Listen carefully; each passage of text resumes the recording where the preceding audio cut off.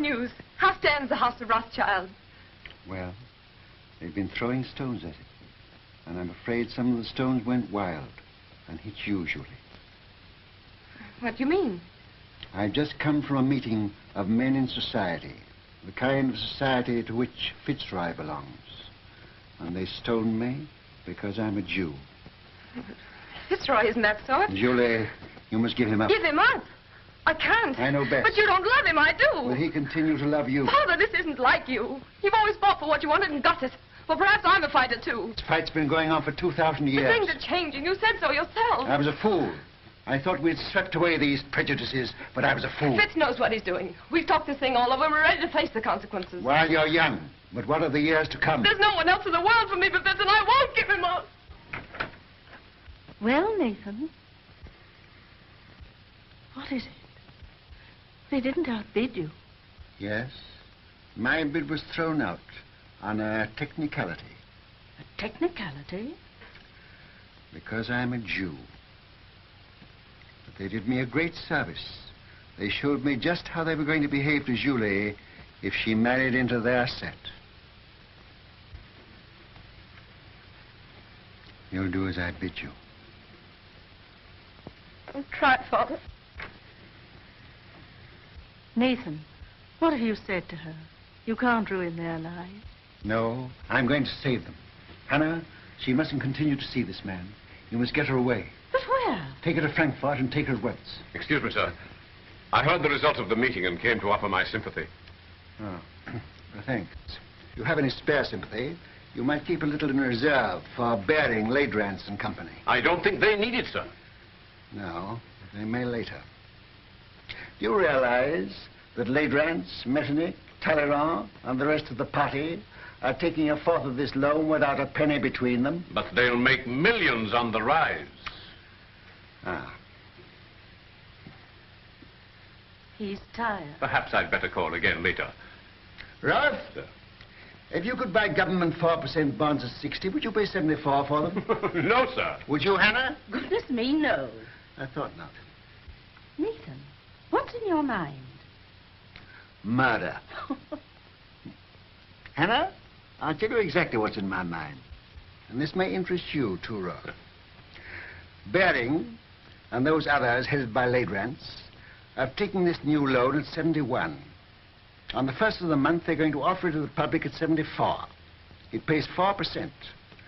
But there is already in existence a previous government bond which also pays 4%, of which we have a large holding. Yeah.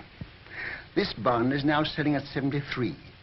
Hannah says I'm tired, but I'm not too tired to realize that if the public can buy one government bond for 73, they won't buy a new issue bearing the same interest for 74. That's true, sir. But Baring and the other bankers will run up the old bonds, and when they rise to about 75... I know what you're going to say. They'll make the old ones rise, and then launch the new ones a point lower, and the public rushes in. Quite so, sir. But suppose there is no rise. Huh? Suppose somebody pricks the balloon and it doesn't go up. Suppose before they can run it up, somebody else begins to run it down. Suppose by the first of the month, these old bonds now selling at 73 should fall down to 63. Then they couldn't possibly launch the new loan at 74 because nobody would buy it. No. And Baring and Ladrans and his little band of bankrupt brigands will wait for it to go up. But suppose instead of going up, it still goes down to 55, to 50, to 45, to 40, why they'll never be able to launch the loan at all. And by gad, that's where it's going.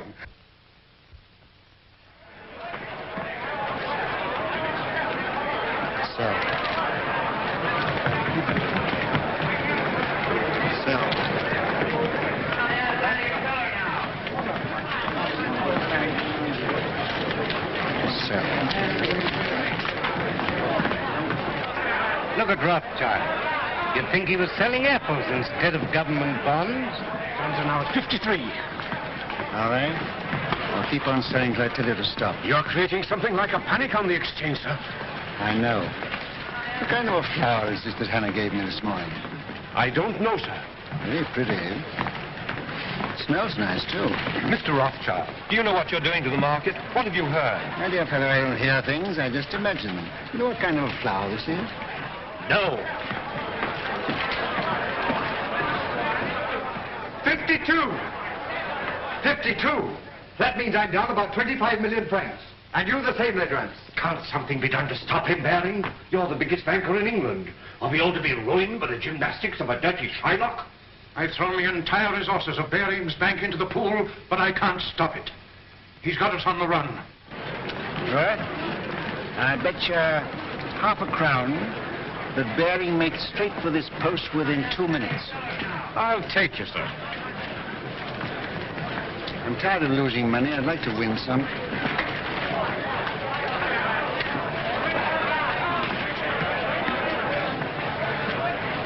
You're a magician, sir.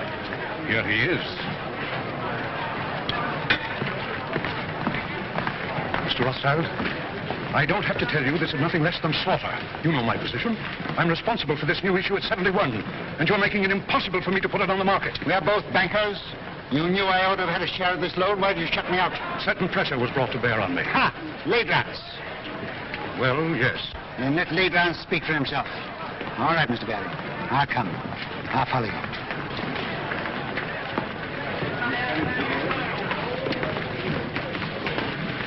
About how much has this thing cost us up to now? About £5 million. All right. We'll make 10.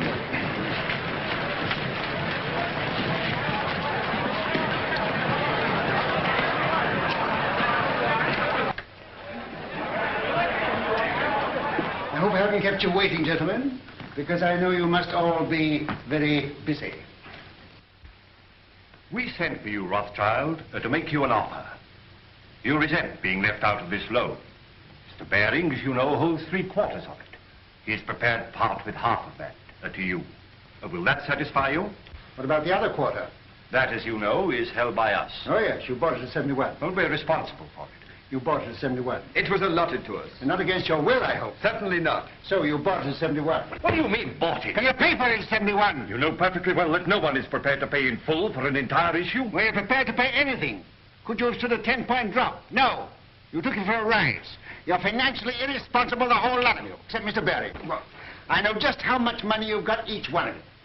And if I like to hold down the market till after the first of the month, and I can, you're all ruined and dishonored, including Baring's bank. Now, I'll rescue you on one condition. That you pass me the entire issue at 68. That's impossible. Now, what excuse can we offer to the public? Just say it was found necessary. On what grounds? Oh, on a technicality. No. Very well. Wait, please. We have to deal with Mr. Rothschild. Under the circumstances, I consider his offer a generous one. And as the head of the House of Baring, I insist on Mr. Rothschild's terms being accepted. What? Are you going to take it off our hands, Rothschild? That's uncommon good of you. Well, Count Road. Are you also on the preferred list? Yes, but I much prefer to be off of it. Well, we've no choice. I accept. I say yes without hesitation. Count Ledrans? Very well.